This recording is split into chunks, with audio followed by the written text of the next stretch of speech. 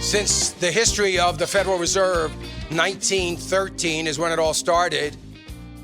I can't imagine there's been ever a situation where the Federal Reserve decided that they were going to intervene somehow, some way into a public health crisis. It's the first time. Could it be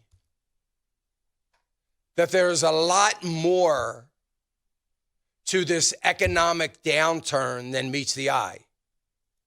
A lot more than, dropping oil prices. A lot more than people hunkering down and staying home. Could it be that there is a irrational tightening of credit and liquidity? Could it be a possibility that this lack of liquidity, along with $21 trillion worth of debt, with federal spending last week hitting an all-time record high, could any of that maybe be impacting this? Could the financial sector and the shadow banking system have a little bit more debt risk and less equity than anyone has ever imagined? Just saying. And I've just been saying that for 3 years. Could it possibly be the very thing that I've been talking about 3 years ago is now coming home to roost a little bit? And we've got a perfect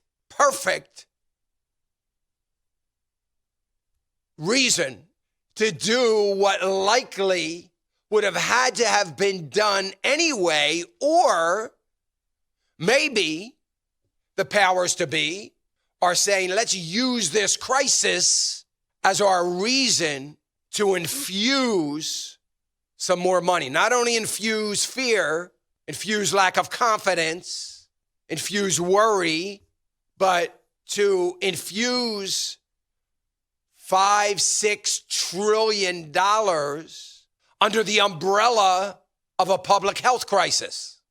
And maybe we can get ahead of the problem.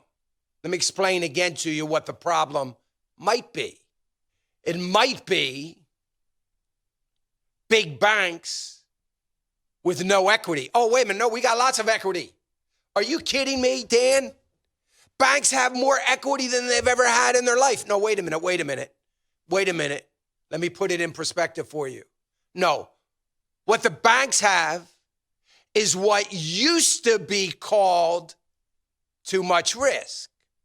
But the Federal Reserve, in their brilliance, in 2012, give or take a year, 2012, decided that things like credit default swaps and derivatives were actually equity. They were a good thing. Well, it's just a piece of paper. Oh, I understand. It's always been just a piece of paper. It's a bet. All right, we're going to write this down on a piece of paper. I think that this is going to go down. You think it's going to go up. I'll give you my paper that says it's going to go down by April 14th, and you give me your paper that says you think it's going to go up by April 19th, and we'll see who wins. That's now equity. The banks are equity flush. They're in great shape, best shape they've ever been. Really? Of course they are. All the rules changed. But as soon as the rule changes, we begin to think that that's reality. Give you an example. Most financial advisors think long-term is like 6 months. All right, I'm exaggerating. 2 to 3 years. That's long-term. 3 years, oh my gosh, that's an eternity. Really? No. It's always been 8 to 10 years, and it always will be 8 to 10 years. And those people that are smart enough to grasp that and hang on to that and invest for that, they won't ever have a problem in the markets. Meantime, the volatility is running rampant because nobody seems to believe that anymore. Same thing. So the very thing that I've been talking about for 3 years is the very last thing that I hope ever comes true. I don't want to be right about this. I hope I'm as wrong can be. I know I won't be proven wrong. All that I could possibly see come out of this, that I'm going to be proven that they've kicked the can down the road a little bit longer. And it worked. And that's exactly what may be going on right now. And they're using this public health scare to get ahead of a curve that they're never going to get ahead of. All they're doing is straightening the curve out. They're bringing out the earth movers and the bulldozers, and they are rerouting the road enough to take out the severe curve. The problem is there's another curve up ahead. The problem is that they've made the next curve even harder to negotiate because now the road is straight and I can pick up speed. So now when I hit the curve, I'm going to have no chance of survival. Don't worry about it because we're going to straighten that curve out too. Okay? So you're going to allow me to pick up even more speed. That's a good thing.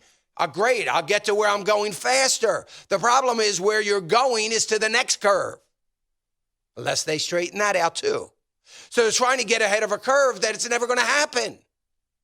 There's only one way to get ahead of it. The same way and the same thing that I wanted to do in 2008. And you heard me all preaching it. Let the chips fall where they will. End of story. If we'd had done that, we wouldn't be in this problem. If the Eurozone in particular would have done that, they wouldn't be in their problem. If they kicked the can down the road, they had to kick it down the road 1,000 times. They're still kicking it down the road. It's not going to go away because every time we do it, we get a false sense of security. We get a false sense that everything is okay. And when you kick the can down the road and postpone it, you begin to start to think that everything is okay until the next crisis. And then you kick it again until the next crisis. So I don't know. I'll leave it. I mean, is the Federal Reserve, which I find hard to believe, inept enough to believe that they're fixing anything? Inept enough to say out of one side of their mouth, well, this is a transitory event. We have two black swan events, oil and this, and step in? If it's temporary, tell me exactly what you're worried about. Tell me. If it's temporary. If it's temporary. I don't know. I don't know about you, but maybe some of you do. When I get a really bad headache, I don't think that I'm going to die. I think that I need to take some Advil. And it'll pass. Tomorrow I'll feel better. That's what happens when things are temporary. So they're saying that it's temporary, but they're acting as though it is a financial and economic crisis. That's how they're acting. Which is it? I just want to know. Hey, remember to click the subscribe button right here on the screen. And don't forget to hit the notification bell so you'll be notified when new content is added. And more importantly than anything, you don't want to miss all 3 live hours of Financial Issues every day from 9 to noon. And you can watch it on FISM.tv. That's FISM.tv.